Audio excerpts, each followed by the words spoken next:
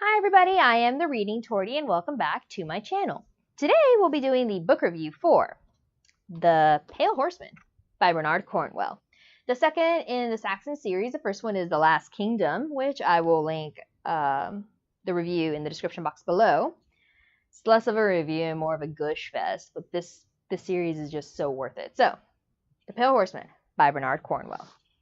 Notes, as always, because this book is really detailed and it's beautiful stuff. So, it is the second in the Saxon Stories Series. 10-part book series, heads up. It was published in 2005 by HarperCollins, and the book takes place between the years of 876 and 878. So Uhtred is between 20 and 22 years old, respectively. And this book isn't as fast-paced as The Last Kingdom. The Last Kingdom was like wars every 50 pages and, battles and, oh my goodness, someone's assaulting someone and someone's betraying someone else. And this book really deals with, I guess, the nuances of character development as well as setting and plot development. But these are two very crucial years in the Saxon series universe, because this is the books that Alfred really comes of his own. Uhtred comes of his own. Uhtred suffers a lot of loss, betrayal, just who am I? What am I? And he messes up quite a bit too, because, Uhtred's just being mischievous and getting into all sorts of mayhem and problems and dragging Leofric into it with him, because Leofric's just always there with him. So it's very frustrating for a little bit of it, because it's just stuff goes wrong because of crap he did. And I'm like, Uhtred, what are you doing? But, it's part of the story. So, like I said, it's slower paced, but a lot of loyalties are tested. And I think this book sets the tone for, I want to believe, the rest of the series. I haven't started the third book, but this book handles so many questions that are really heavy, like Uhtred.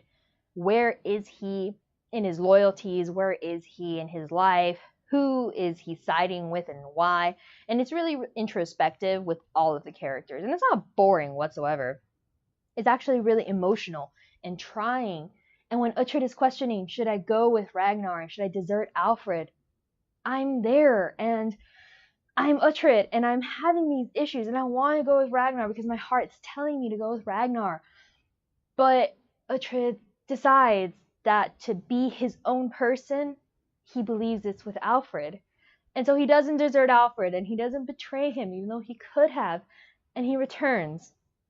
And I find that the relationship between Alfred and Uhtred in this book is absolutely beautiful. It really gets to the point with him and Leofric too. So I really enjoyed this book. I think I cried more in this book than I did the first one. So on to the book review, which is going to be about the character, setting, plot, conflict, and resolution.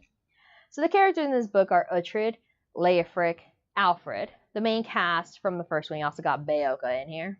Ugh, Beocca, for real, just he's just still the conscience of it and trying to show Uhtred, like, hey, we don't trust you. I don't trust you, and I've known you since the day you were born. And it's really him just doing his best to try to guide Uhtred. So Beocca is here too. We have new characters though. Okay. And they're very lovable. And I like the new cast. I really do. And the introductions of the characters. So Steapa is this giant oaf of a man who is this lumbering giant, death god pretty much. He can kill everything with a sword just because of his size and his war savvy. He's not very smart, but his war savvy. So he's a really big, prominent character that goes from Uhtred's enemy to his greatest friend and just alliance. Like, Steapa is a very lovable character.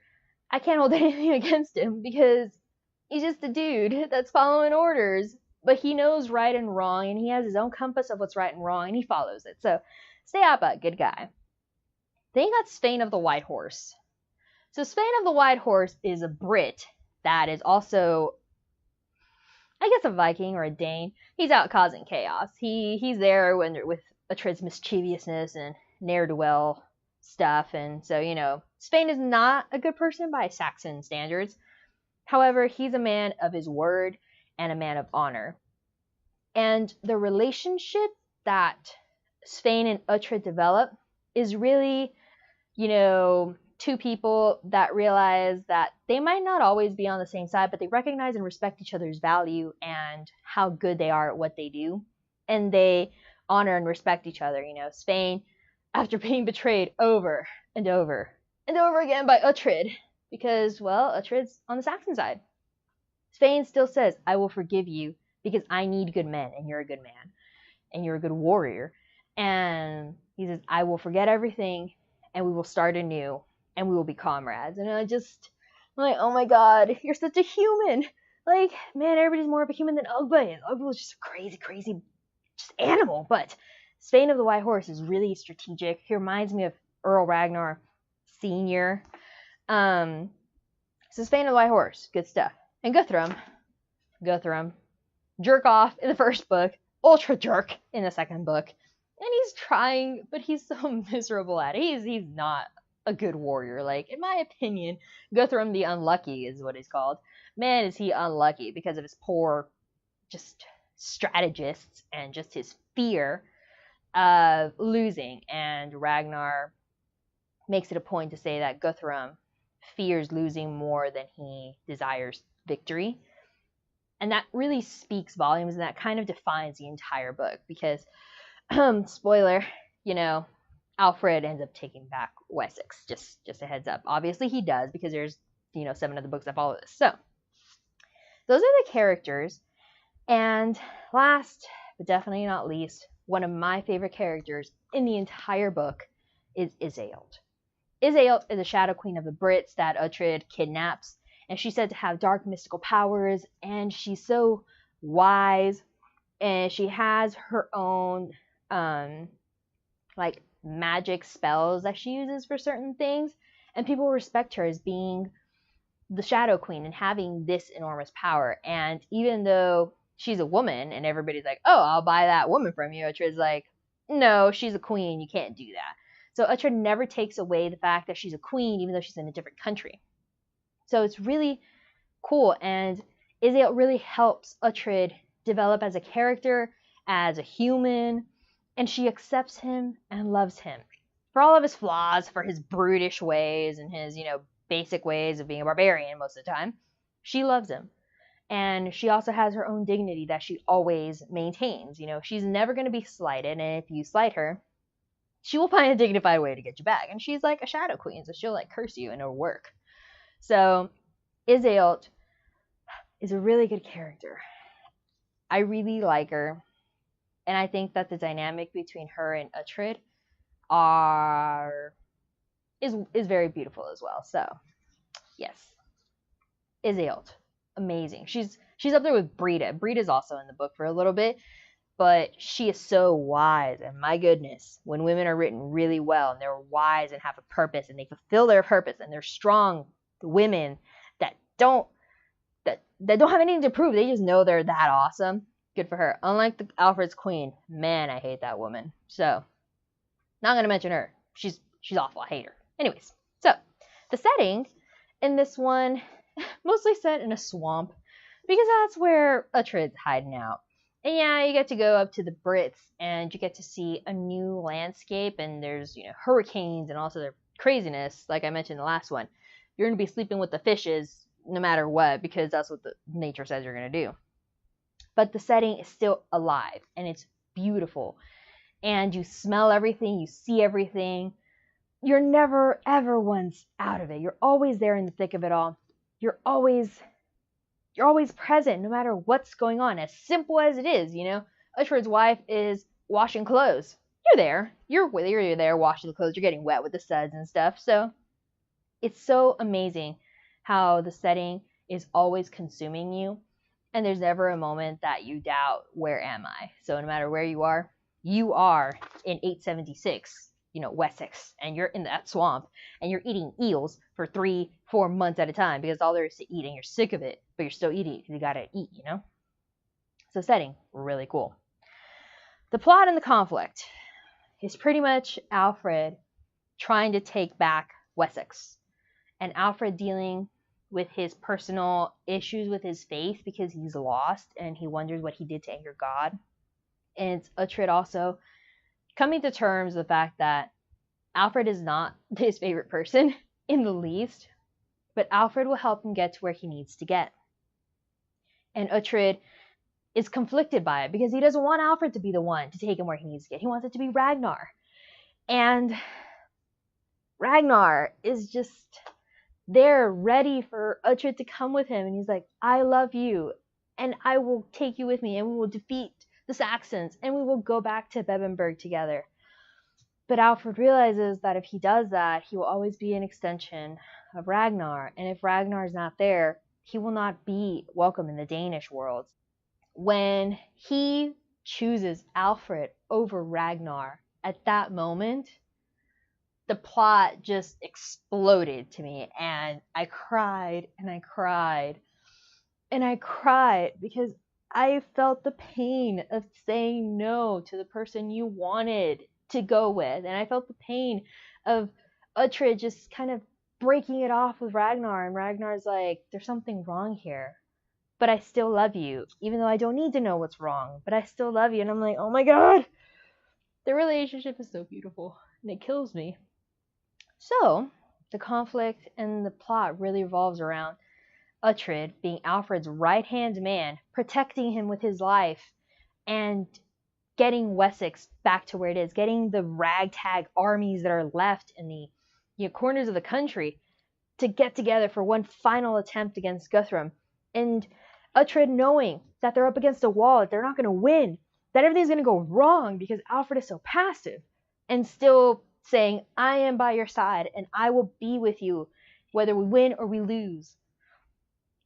And that's beautiful stuff because it really solidifies their relationship. And then, after the monks and stuff and the priests get back into the swamp and, Uhtred had to lay down the law, like, no, you got to go and work. They come back and it's all complicated again because Alfred is suddenly acting like a king again versus before he was Uhtred's friend. And Uhtred, it hurts him, and when he felt slighted by the fact that he can't just go be friends with Alfred again, because one, that he's a Saxon, a Dane, he felt it, and I felt hurt too. And I'm like, man, the relationship is developed when Uhtred's feeling this, but Alfred really learns to value Uhtred because despite everything, Uhtred is still human.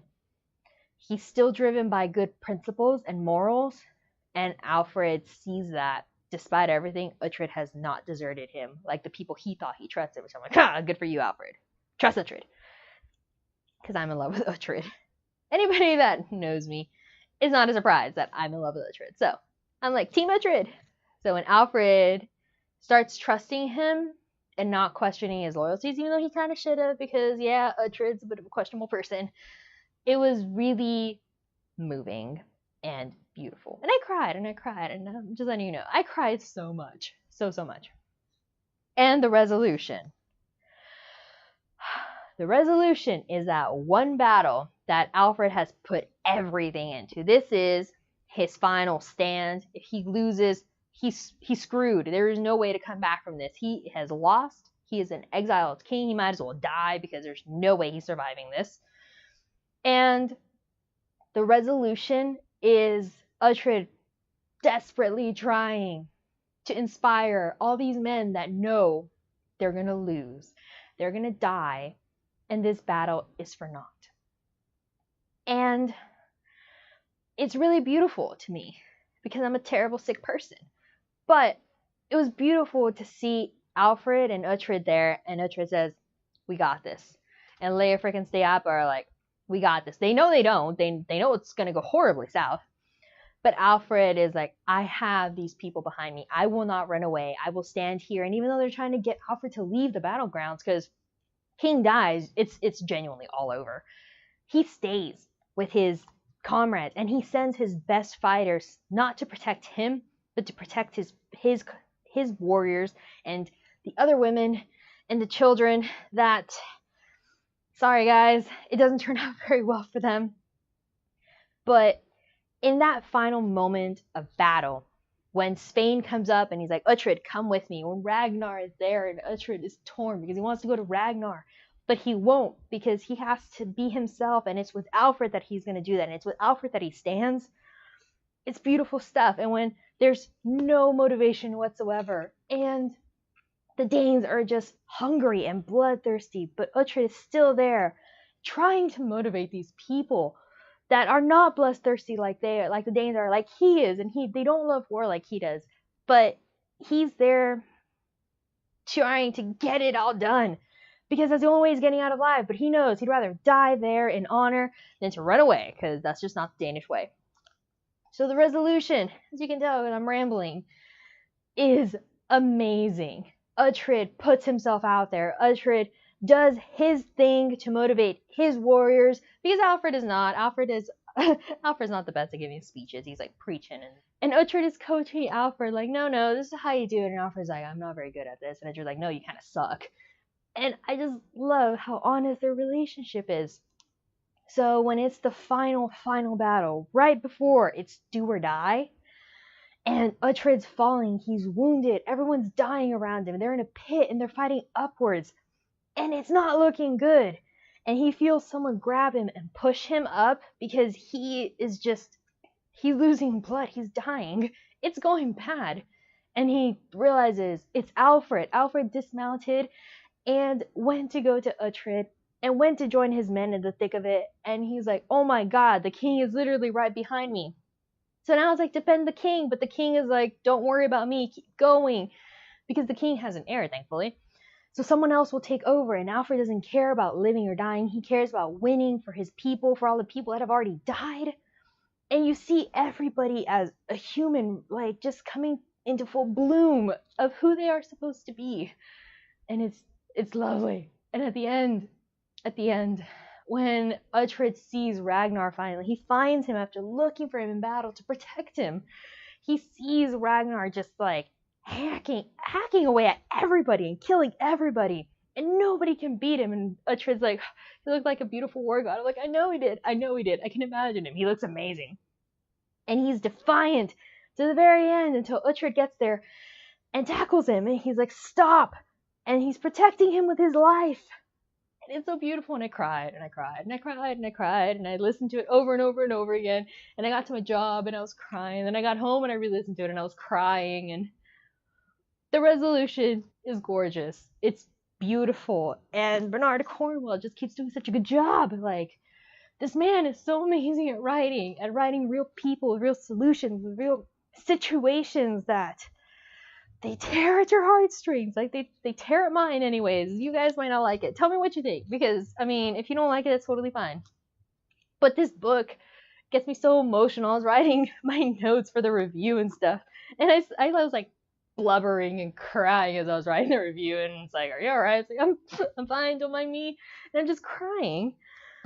So this book is not as in your face as The Lost Kingdom. Has a lot more subtle, beautiful undertones, but it's gorgeous. It's beautiful. The ending kills me. Beautiful stuff. So I'm excited for book 3, but I'm trying to pace myself because I'm not, for the next couple of weeks, this is all I'm going to be reviewing, and well, I think you guys might a little more variety. So, The Pale Horseman by Bernard Cornwell. Highly recommend it. Highly recommend the series. Read the series, watch the series, all of it. Uhtred is amazing. I'm in love with Uhtred. It's okay. It's not a secret. I'm also in love with Aalt. She's amazing. Brita is so freaking cool. I want her to be like my sister. She's awesome. So, yeah. I'm gonna have a meltdown almost every time I review one of these books, I promise. So, The Lost Kingdom by Bernard Cornwell. Totally recommend it. Let me know what you guys thought in the comments below. I would love to have a discussion about this, and I'm sorry for yelling and rambling, and everybody that I cried to was like, Torty, you're a little extreme. I'm just like, you don't know the half of it. Like, you're seeing me in my car when I was weeping and crying and weeping and crying and just wailing and wailing because my life was ending, and it really wasn't, but it was. So, emotional stuff, guys. For real. I hope that you have a positive experience with this book. I'm going to lose my voice at some point. And let me know what you thought. But thank you for stopping by, and I hope my book review wasn't too terribly over the top gushy to the point that it got annoying. Let me know if I ever get annoying to you guys. But yeah, that's about it. I'll catch you guys next time. Be safe. Bye.